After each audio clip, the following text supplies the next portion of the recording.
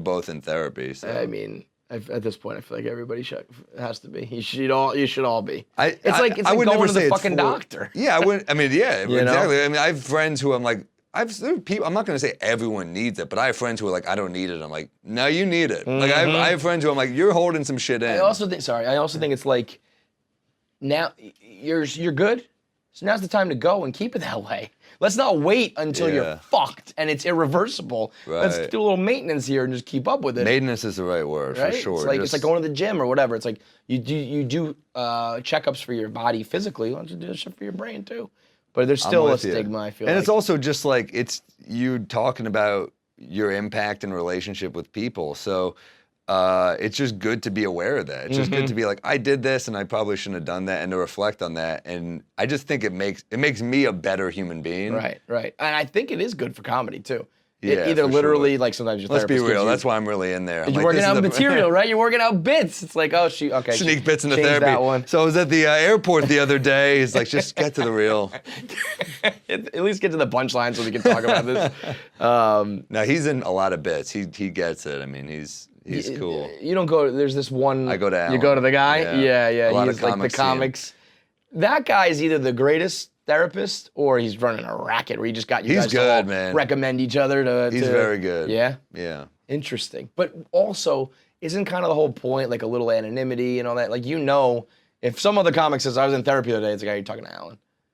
Yeah, it is weird. I've definitely walked out and you see a comic waiting there and you're like, oh boy, here we go. You know, you want to be now I do it on Zoom, but like, yeah, it is weird to leave the room and see someone you know. Hey, I've definitely seen comics come out of there like, oh fuck, and they see my face. I'm like, I know you're not thrilled to. Right. Yeah. But it's not like I'm gossiping. I'm not like, you know who I saw. No. You know who I saw in you're tears also today. there. It's like going to a bar in the middle of the afternoon. You walk. I'm like, who are these people who don't even have a job? And then I'm like, I'm here too. Yeah. You know, so you can't really throw stones. You're there fucking therapy as well, so we're all a little crazy. And also, like, you know, I would never name comics names who don't talk about it. Like, I got wrecked by other comedians who are pretty open about it. It's funny to say you got wrecked, but it's like, I used to call the waiting room the green room because, you know, you see comics. I remember. You got a rider to show up. I need to make sure I have the M&Ms and a fucking drink. For sure. I used to wait. I remember I used to do a bit about this. I heard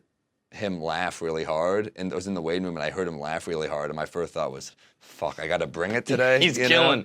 How am I gonna follow this act? Exactly. You're like, all right, we're talking about my fucking, my daddy issues today. Let's go. I'm gonna really bring the fucking heat. I've run bits by him about like issues, and he's got a good sense of humor. You know, he gets. You think is it like cathartic? Is it good for you to joke about your shit, or is that? Oh my God, yeah. That's like kind of what I meant in a podcast. I get it makes you feel better. It also makes if you're doing bits, like Taylor's so good about this. Taylor will joke about such personal stuff that that it like really helps people, I think. And you know, I'm more of the just relatability. I'm more of like an escapist, kind of just silly jokes or whatever. But I'll do occasional stuff about my biological dad, and people are like, this made me feel better about I think anytime you feel like seen or heard in some kind of bit or a movie or anything, you're like, oh, that's cool that's also, I feel like I connect to something. It's cool. I thought the easiest, simplest joke I think you tell is something along the lines of like, if you have to call him your biological father, you're probably not in a great spot with him. Yeah. Everyone else just calls him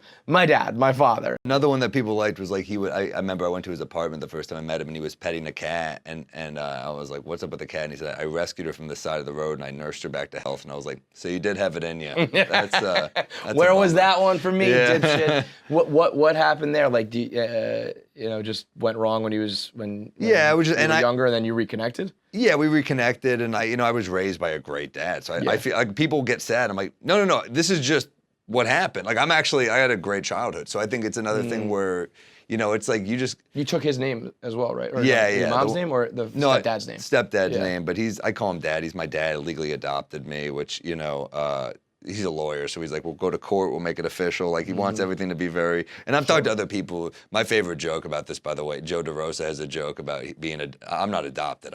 The term is legally adopted, but I was raised by my mom and then stepdad. But Joe DeRosa was full-on adopted, the comedian. Great joke he has is people always say, you ever try to find your real parents? And I go, no, I took the hint, actually.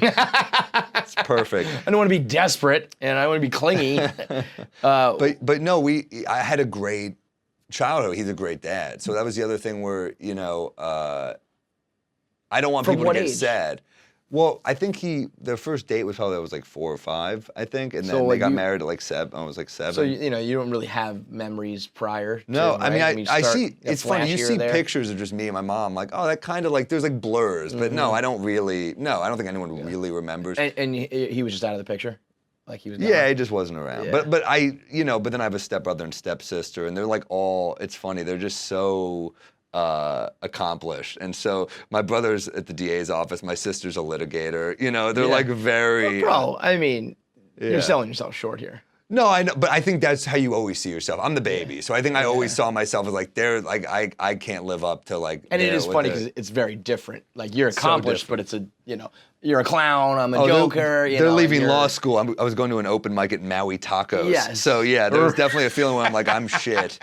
But I'm sure there are times, I think that what you do, I think that what comics do is truly the most like impressive thing in the world. To be able to make a room like feel and laugh dude, and fuck control Navy, the room. fuck Navy SEALs, Yeah, dude. fuck Navy SEALs, fuck the social workers of the world, the people fighting wars, saving babies. I'm much more impressed with the ability Social of- workers, it's funny, my therapist will always say, because I'll say, sometimes I'm tired, relationships take so much work, and he's like, well, sometimes giving can be energizing, and I my first thought was like, well, you never see a fucking energized looking social worker. No. You know what I mean? They give, someone just takes exhausted. and takes and takes. No, thank you, man. I don't know.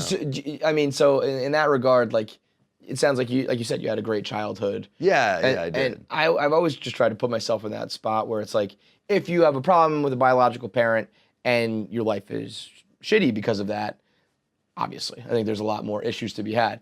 When things are good, though, do you still at least do you have thoughts of like, well, do you have the thought of like, why didn't you come around, or was it me, or any of that kind of shit, or is it just I like, think don't so care, much, man, whatever. No, I think it's healthy to have those thoughts. Like the Fresh Prince, you know what I mean? Sure, yeah. Well, how come he don't love me, man?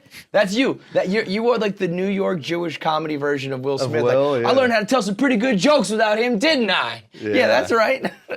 And and he was a judge, the dad. So Yeah, there you go. You were living that life, man. But I really liked. I think part of being anyone in entertainment, I think like in some way did not feel seen.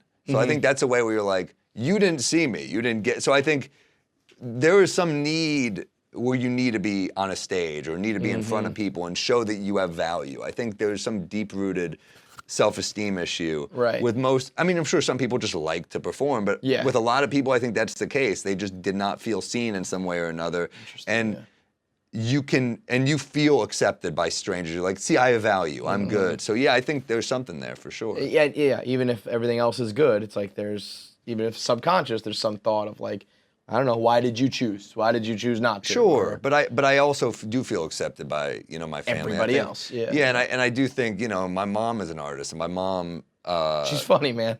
She's got She's got her own like comedic timing when you guys do those Instagram bits. My mom is funny. I mean, she really is, and she's very smart and cool, and she has a good sense of humor. Like we would watch things. I mean, it's cool to have a mom who's open-minded. Like we would watch Simpsons together as a kid, and she would like get it, which is cool. Like I think moms will sometimes watch shit with their kids, but my mom like got the punchlines, how intelligent. The layers to this shit. I think some people write off animated shows. Like I really do. I think people don't. Some of it's like the most brilliant shit out there. Because you can go anywhere. Like there's that's no boundaries. That's why like a show like Rick and Morty is so amazing to me. You know what it is too? It's like you can go anywhere, but you have to keep it like tight still. You can't go too crazy because then it's all over the place. Exactly. So you have no boundaries, but you gotta like set your own boundaries, and that's a whole like being a comic kind of right? Like no one's gonna tell you what. Like I do feel like we're like freelance workers still. So no one's gonna tell me that I have to write every day. No one's gonna tell like I have to hold myself accountable to do this stuff.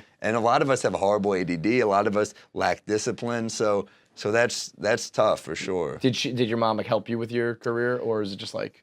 No, my mom, so I have horrible ADD, like I can't focus, and my mom would just buy me like book after book of ADD. There'd be like a pile of ADD books. I'm like, do you think this is helping? Right. I was like, that's kind Just- of counterintuitive. Like, that's the point That's here, kind of, lady. I can't. They sent me to a 7-hour ADD seminar against my will. Again, and I was like this is counterintuitive.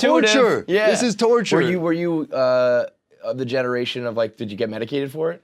Because I feel like when we At grew the up, it end, was kind yeah. of like, I don't know, Yeah, just figure it out, at the- weirdo. You're bouncing off the walls. Go run around outside. And then this generation's like, here's a fucking pill every single 2 seconds, you know? At the very end, I was medicated for it. So yeah, that was that. I feel like, yeah, your grades just get better. You just kind of. Was it like, oh, this is how it's supposed to be? Yeah, for sure. I couldn't focus in school. I was like, and I was insecure. I couldn't focus, so I would just behave horribly. You know, I think. There's the cycle. And then it kind of turned to me like making teachers laugh. It would kind of like I'd make jokes that they would like too. Again, And I that was like, attention. That yeah, being still seen. attention. Yeah. But you make jokes instead of them being the enemy. They kind of was like part of the thing with you. So that made it way better. Did your when you started to see success? When did you reconnect with your biological dad? Was it career based? Was it like No, I was dating a girl who was both her parents were psychiatrists, so that was a lot. And literally every fight we'd have, she'd be like, This "Who is are you?" because you're, you know. Yeah. Well, she would say it in an even worse way. She'd go, "Who are you really yelling at?" And I'd be Oh, like, "Oh, come on!" like that's like a joke. Wait, you're not mad at me. You're mad at your father. Well, she was It's saying like, it sincerely, yeah. So that sucked. But we never. Yeah. So I guess I was like, for my own, just to know like who you are. I remember that movie. I don't know if you ever saw that movie, Flirting with Disaster. David O. Russell. Ben Stiller's in search for his biological parents. It's great. It's a really funny movie. And I was kind of like, oh, that's interesting. It's kind of like to just know where you came from, and it's like you don't have to even maintain a relationship. It's just something you can know. So when you did your mom told you were and she told you who he was, or no? Like it was just like there's another guy, or she was like, here's his name, she here's had where he always lives, told here's me, when but he- I just kind of was like, yeah, don't care. what's And then the you deal? sought it